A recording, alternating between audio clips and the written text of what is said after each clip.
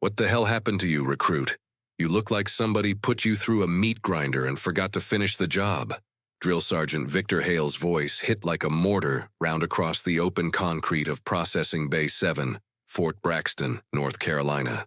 6'3", 230 pounds of corn-fed ego wrapped in starched ACUs, Hale stood with his fists planted on his hips and his campaign cover tilted low over his brow. The morning sun hadn't fully cleared the tree line yet, but his shadow already stretched long across the formation of 46 fresh recruits standing at attention on the painted lines. The air smelled like pine resin, diesel exhaust from the idling transport buses, and the particular brand of institutional floor wax that seemed to seep from every surface on every military installation ever built. His cologne cut through it all, something sharp and chemical, the kind you buy at the PX because the label has a fighter jet on it. The recruits were silent. 45 pairs of eyes locked forward, chins up, spines rigid, the way they'd been screamed into holding for the past 40 minutes since stepping off the buses. But now, every single pair of those eyes wanted to drift, wanted to slide sideways toward the figure standing at the end of the third row. The woman was small, 5'4" at most, maybe 125 pounds if her boots were wet. Her hair was shorn close to her scalp, standard regulation, and her BDUs hung on her frame the way they hang on everyone the first day. Too stiff, too new, smelling like plastic and warehouse dust. She was older than the others. Not by decades, but enough. Late 30s, maybe 40, in a sea of 20-year-olds with acne and anxiety. But none of that was what Hale was looking at. It was the scars. They started at her left jawline and ran down her neck, disappearing beneath her collar. Burns. The kind that don't come from a kitchen accident or a curling iron. The kind that come from heat so intense the skin doesn't just blister, it restructures. The tissue was mottled, ridged, a topographic map of something catastrophic. Her left hand, resting at her side in the position of attention, showed more of the same. Smooth patches interspersed with rough, textured scarring that covered her knuckles and the back of her wrist. Her right forearm, visible where the sleeve cuff sat, bore a different kind of mark. Thin, precise lines, surgical or shrapnel. It was hard to tell. Hale walked toward her slowly, boots grinding against the concrete with deliberate weight. Each step was theater. He knew how to use space, how to close distance until his presence alone became a weapon. The recruits in the rows she passed stiffened further, if that was possible. One kid in the second row swallowed so hard the sound was audible. Hale stopped 18 inches from her face. "I asked you a question, recruit." She didn't flinch, didn't blink. Her eyes, brown, dark, so dark the iris nearly blended with the pupil, stayed locked on a point approximately 3 feet behind his left ear, exactly where they were supposed to be. 4 counts in, 4 counts hold, 4 counts out. Her breathing was invisible. No rise of the chest, no flare of the nostrils. The kind of respiratory control they teach you in environments where breathing too loudly can get your team killed. Hale leaned in. "Oh, we got a tough one. A real warrior." He said the word like it tasted sour. He turned to the formation, arms spread wide, playing to the gallery. "Look at this, people. Scarface here thinks she's seen some action. Probably burned herself on a stove making dinner and figured she'd come play soldier." Laughter. Scattered at first, then louder as it rippled through the ranks. The nervous kind. The kind that tastes like copper in your mouth because you know it's wrong, but you're too scared and too new and too desperate to be invisible to do anything, but follow the loudest voice in the room. But not everyone laughed. At the edge of the processing bay, leaning against a concrete pillar with a clipboard he wasn't reading, stood Master Sergeant Calvin "Cal" Bridger, 59 years old, 4 combat deployments, 2 Purple Hearts he never talked about. A face that looked like it had been carved out of old leather by a sculptor who'd given up halfway through and decided character mattered more than symmetry. He wore his service record in the lines around his eyes and the way his left knee locked slightly when he shifted weight, a souvenir from an IED on a road outside Fallujah that didn't have a name, on a mission that didn't have a file. Bridger wasn't laughing. He was watching the woman. Specifically, he was watching her hands. When Hale had leaned into her space, close enough that his breath probably hit her face, she hadn't flinched, hadn't swayed, hadn't tensed. That alone was unusual. New recruits flinch. It's biological, it's involuntary.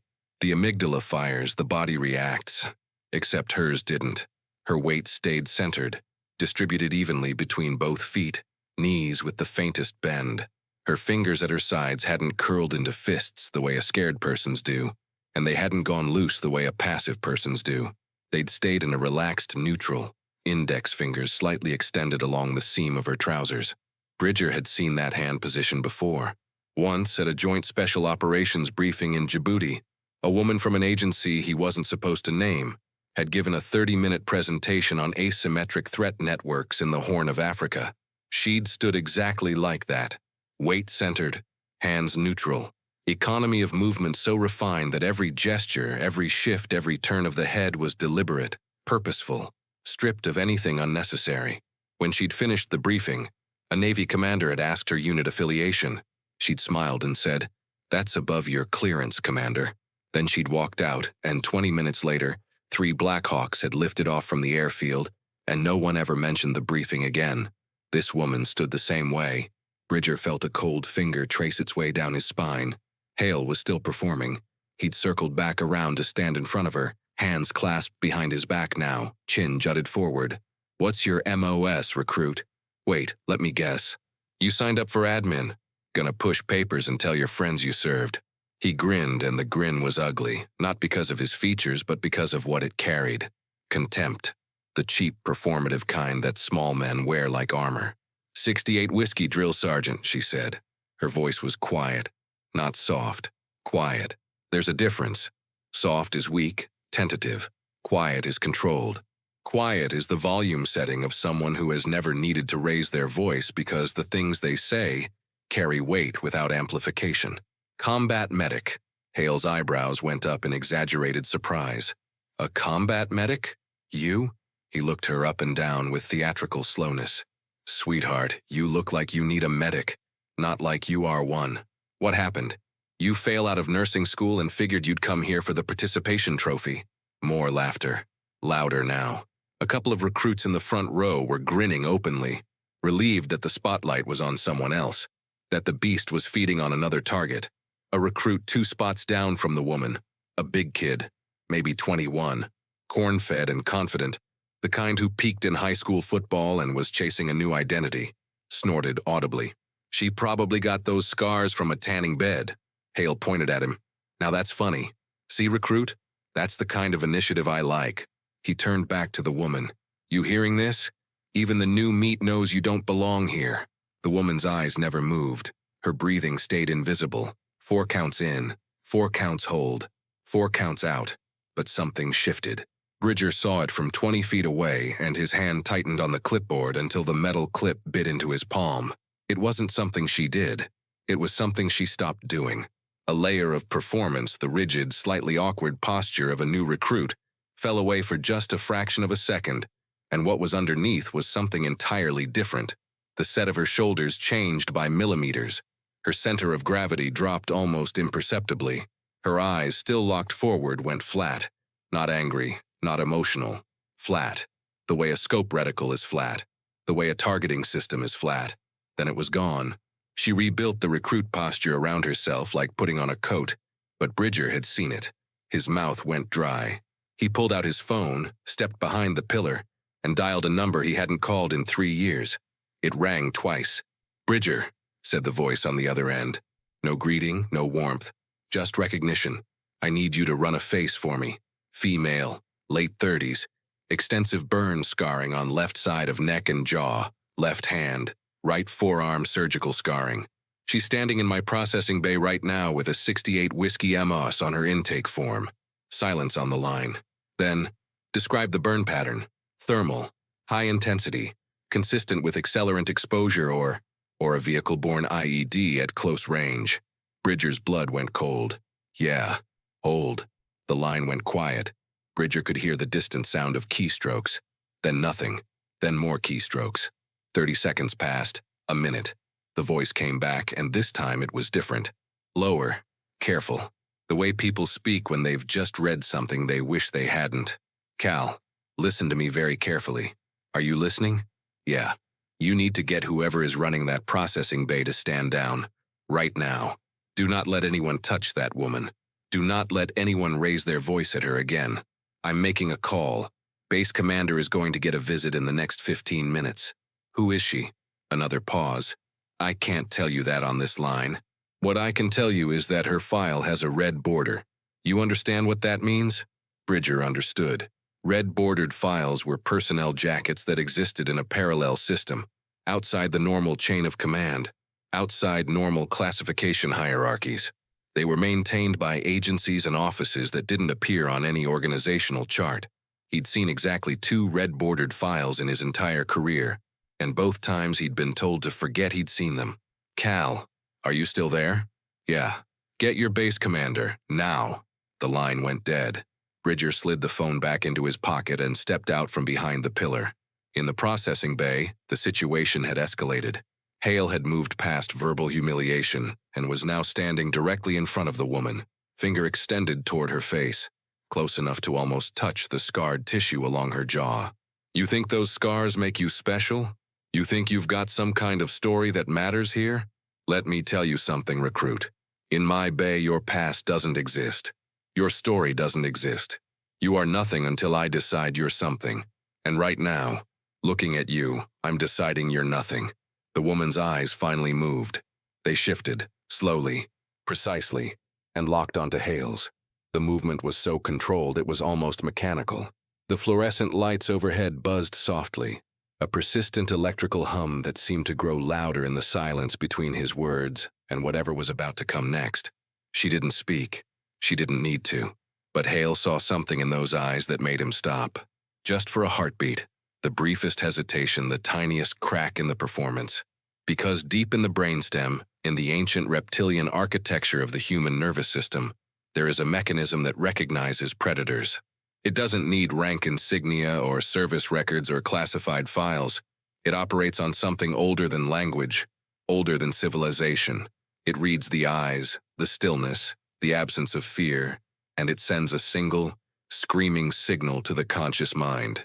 Danger. Hale blinked. Then he covered it with more volume, more aggression, the way men like him always do. Something to say, recruit. Speak up. No, drill sergeant, she said. Same quiet voice, same perfect calm. If you've ever been underestimated by someone who thought they were better than you, hit that like button and subscribe right now. You won't believe what happens next. The door at the north end of the processing bay opened. Every head turned, even Hale's. Colonel Marcus Devereaux, base commander of Fort Braxton, walked in. He was not a man who walked into processing bays. He was not a man who walked anywhere without purpose. Behind him was a woman in a dark civilian suit, no insignia, no ID badge visible, and a man in army dress greens with stars on his shoulders, a brigadier general, visiting, unannounced. The formation snapped to attention with a unified crack of boot heels. Hale straightened, his face flushing. A base commander in his processing bay was either very good or very bad, and the look on Devereaux's face made it abundantly clear which category this fell into. Devereaux walked past the formation without acknowledging it, past Hale without a glance, past the rows of wide-eyed recruits who had never seen a full bird colonel up close, let alone walking with a general. He stopped in front of the woman with the scars. The silence in the bay was absolute, the kind of silence that has texture, that presses against your eardrums, that makes the hum of the fluorescent lights sound like a scream. Devereaux looked at her for a long moment. Then he leaned in and whispered something. 2 words. Nobody else heard them. Not Hale, standing 6 feet away with the blood draining from his face. Not the recruits, frozen in formation like statues. Not even the brigadier general who stood a respectful 3 paces behind Devereaux, with his hands folded, and his expression locked in the careful neutrality of a man who already knew everything. But Master Sergeant Bridger, who had moved closer, who was watching with the focused intensity of 38 years of pattern recognition, read Devereaux's lips. Pale horse. Bridger's knees almost buckled. Pale horse. The call sign that had become a ghost story in special operations circles. The operative who had single-handedly held a position in a collapsing safe house outside Mosul for 11 hours, while a 6-person extraction team fought through 3 ambushes to reach her. The medic who had performed battlefield surgery on herself, after taking shrapnel from a VBIED, then carried a wounded intelligence officer 2 kilometers through hostile territory to a helicopter landing zone, arriving with a pulse rate of 62. The shadow who had been inserted into denied territory so many times that her operational history read like a tour of every war zone the United States had fought in or near for the last 15 years. Syria, Afghanistan, Yemen, Somalia. Places that never made the news because the operations that happened there were never supposed to exist. The burn scars on her neck, the VBI'd, Mosul. Bridger suddenly understood everything. She wasn't here for boot camp. She was here because someone very high up the chain, had placed her here, embedded her. Whether it was an assessment, an investigation, a training evaluation, or something darker that Bridger would never have clearance to know, it didn't matter. What mattered was that Drill Sergeant Victor Hale, with his cheap cologne and his loud mouth, and his desperate need to be the biggest man in every room, had spent the last 40 minutes publicly humiliating someone whose classified service record could fill a vault. Devereaux stepped back from the woman. He didn't salute her, not in front of the formation, not in a way that would break whatever cover she was operating under, but the respect in his posture was unmistakable. The slight incline of his head, the half-step backward, yielding space, the way his hands stayed at his sides, open, non-threatening, the body language of a man acknowledging someone whose authority existed in a dimension he could sense but not fully access.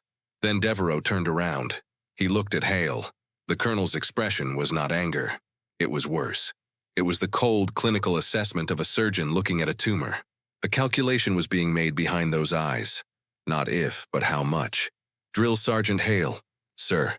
Hale's voice had changed. The boom was gone. What came out was thin, reedy. The voice of a man who has just realized the ground beneath him is made of glass and something vast and dark is moving underneath it. Step into my office immediately. Sir, I have a formation to... Immediately, Drill Sergeant. The word landed like a judge's gavel. Hale swallowed. His Adam's apple bobbed visibly. He looked around the bay one more time, searching for something. Context, support, an exit that didn't exist. The recruits who had laughed at his jokes minutes ago wouldn't meet his eyes. The big kid who'd made the tanning bed crack was staring at his own boots like they contained the secrets of the universe. Hale walked toward the door. His steps were uneven now, the confidence stripped out of his gait the way bark is stripped from a tree in a storm. When he passed Bridger, the master sergeant saw it, the sweat on his upper lip, the slight tremor in his hands, the pale wash of fear replacing the ruddy flush of authority. The door closed behind him. Devereaux turned to the brigadier general. A silent exchange passed between them. A nod, a glance, the kind of communication that happens between people who operate in spaces where words are liabilities. The general stepped forward and addressed the formation. At ease. Processing will resume in 30 minutes. Master Sergeant Bridger will oversee. The formation broke into an uneasy parade rest. Murmurs began immediately. Confused, electric. The buzzing of people who know they've witnessed something significant, but don't have the vocabulary to describe it. Bridger moved to the front of the bay. As he passed the woman, he paused. He didn't say anything, didn't need to. He simply inclined his head, the same gesture Devereaux had used, and kept walking. She watched him go. The faintest trace of something crossed her face. Not a smile, something older, deeper. Recognition. The acknowledgement of one soldier by another across the invisible lines of rank and classification, and the 1,000 walls the military builds between what is known and what is done. 10 minutes later, the bay was nearly empty. Recruits had been directed to temporary holding in the chow hall. Bridger was organizing paperwork. The brigadier general had disappeared with Devereaux. The civilian woman in the dark suit was speaking quietly into a phone near the exit. The scarred woman stood alone in the center of the processing bay. She looked down at her hands, the scarred left hand, the surgical lines on the right forearm. She turned them over slowly, studying them the way a cartographer studies a map of a country they've crossed on foot. Each mark a coordinate, each ridge a story. The VBI'd outside Mosul, the compound breach in Aleppo, the night extraction in Aden that went wrong in every way a mission can go wrong, and somehow still produced a living operative at the end of it. The surgeries, 7 of them, at Landstuhl Regional Medical Center in Germany, where doctors rebuilt what they could and marveled at her pain tolerance, not knowing that the pain of the scalpel was nothing compared to the pain of lying in the burning wreckage of an armored vehicle, conscious counting seconds. waiting for the ammunition to cook off, knowing that the intelligence she'd memorized could not die with her. It hadn't. She hadn't. And now she was standing in a boot camp processing bay, being called sweetheart by a man whose most dangerous mission had been navigating the Pentagon parking lot during construction season. She breathed in for 4 counts, held for 4, released for 4. Then she picked up her intake folder from the bench where she'd left it. Inside, beneath the standard forms and medical questionnaires, was a single sheet of paper in a sealed plastic sleeve. The paper was blank except for a string of alphanumeric characters and a stamp in red ink. Compartmented, director-level access only. Her phone vibrated in her pocket. She pulled it out. One message, encrypted, from a sender identified only by a 7-digit number. Pale Horse. Phase 1 complete. Asset integration confirmed. Tower 4 sends regards. Maintain cover. Further tasking to follow. Briefing at 0400, Building 7. She read it once, committed it to memory, and deleted it. The phone went back in her pocket. Outside, the sun had fully risen. The pine trees along the perimeter road cast long shadows across the parade ground. Somewhere in the distance, a cadence was being called. A new formation, a new group of recruits learning the first painful lesson of military life, that you are not special, that you are not unique, that you are one of many. But she was not one of many. She was one of very, very few. And the men and women who knew her call sign, who had seen the red-bordered file, who had sat in rooms where her operations were discussed in past tense because speaking about them in present tense was a security violation, they understood what it cost to become Pale Horse. It cost everything. She walked out of the processing bay and into the sunlight. Her boots crunched on gravel as she made her way toward Building 7, toward the next mission, the next insertion, the next room full of people who would see the scars and the small frame and the quiet voice, and make assumptions that would shatter the moment the truth emerged. Somewhere behind her, in a colonel's office with the door closed, Drill Sergeant Victor Hale was learning the most important lesson of his military career. Not from a manual, not from a regulation, not from a training exercise. From the look in Colonel Devereaux's eyes when he said the words that would end Hale's trajectory forever. Do you have any idea who you were talking to? And the answer, the honest answer, the answer that Hale would carry with him for the rest of his career and into the quiet, diminished years that followed, was no. He had no idea. He had looked at the scars and the small frame and the silence and seen weakness, because weakness was the only thing he had the capacity to recognize. Strength, the real kind. The kind that is forged in fire and baptized in blood and carried silently through the rest of a life, was invisible to him. It always had been. And somewhere on a gravel path, walking toward a building that didn't appear on any base directory, a woman with burned scars and steady hands, and a classified call sign that made generals whisper, was already thinking about the next mission. Not because she wanted to, because the world needed Pale Horse, and Pale Horse always answered. Every soldier carries a story that few ever hear. Listen with your heart. Thank you for staying and watching. Subscribe to Beyond the Rank for more.